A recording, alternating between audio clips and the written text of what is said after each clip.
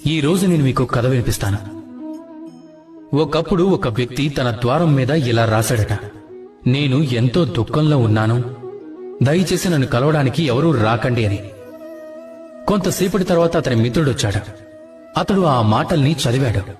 అయినా సరే వెళ్లి అతన్ని కలిశాడు. అతను ఏమన్నాడంటే, నాకు చదవడం రాదు, కానీ నీ మనసులో ఉన్న దుఃఖాన్ని చదవటం మాత్రం నాకు బాగా వచ్చు అని అన్నాడట. అలాంటి వాడినే మంచి మిత్రుడు అంటారు.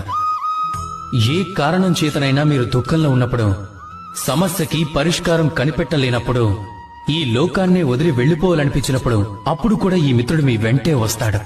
అతడు మీ సమస్యని పరిష్కరించలేకపోవచ్చు, కాని నేనున్నానని ధైర్యం ఇస్తాడు. అతడు మీ దుఃఖాన్ని తగ్గించలేకపోవచ్చు, ఆశాకిరణాలని తప్పకుండా చూపించగలడు.